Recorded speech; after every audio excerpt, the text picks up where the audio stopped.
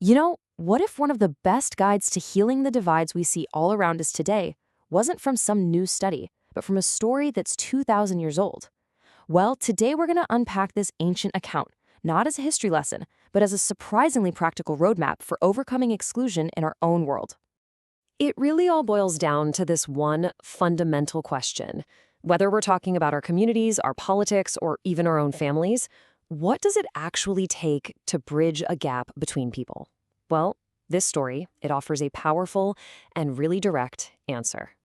But before we can even get to the solution, we first have to understand the sheer scale of the problem. So let's start by meeting who was, for all intents and purposes, the ultimate social outcast of the ancient world. So back in ancient times, leprosy was so much more than a medical diagnosis. It was a social death sentence. It was seen as a sign that you were fundamentally unclean, not just physically, but spiritually. It literally erased you from the world of the living. And this exclusion was just terrifyingly systematic. These weren't just social suggestions. They were hard and fast rules. You were physically kicked out of town. You were forbidden from the basic human need for touch. Your clothes had to be torn, like a walking billboard of your own shame.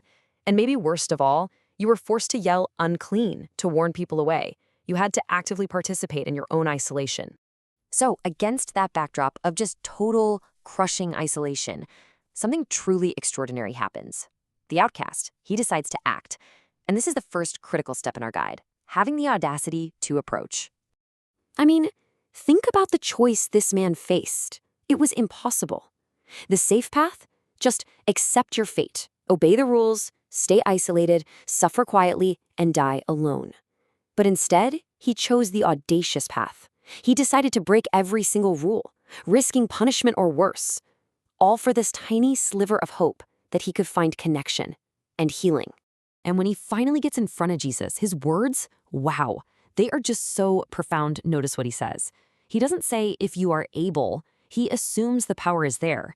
No, the real question, the one every single excluded person asks, is about willingness. He's basically asking, I know you can do this, but do you actually care? Are you willing to help someone like me? And this brings us to the second and just as crucial part of this whole equation. The audacious request is met with an equally radical response, a kind of compassion that just shatters every boundary in sight. This right here, this is the absolute heart of the story. Jesus doesn't just say a word from a safe distance. He does the one thing that was absolutely forbidden. He reaches out his hand and touches the untouchable. In that single moment, he breaks social, religious, and legal law. By the rules of the day, that act made Jesus ritually unclean. He was willing to share the man's exclusion in order to end it. And there it is, the direct answer to the leper's profound question. I am willing. It's more than just a yes to healing. It's an affirmation of the man's worth. It says, you deserve compassion. You deserve to be made whole. The healing flows directly from a real willingness to connect. And that's why this was so transformative. It wasn't just about a skin condition clearing up. The moment the leprosy was gone, so was his status as an outcast. He could go home to his family. He could go back to his job, back to his community. He got his entire life back. It was total social restoration. Okay, so how do we take this incredible ancient story and turn it into a practical framework for us today? Well, when you really break it down, the story reveals a powerful step-by-step guide to reconnection. The guide really has three clear parts. First, it takes the courage of the person who's been excluded to break their silence and ask for help. But that's not enough on its own. It has to be met by step two, the compassion of the included, the people with the power to help, who have to be willing to cross that line and offer real acceptance. And then finally, step three, there's the work of reintegration, welcoming that person fully back into the community. See, it takes both sides to heal a divide. And look, this dynamic isn't just ancient history. We have our own forms of exclusion all the time.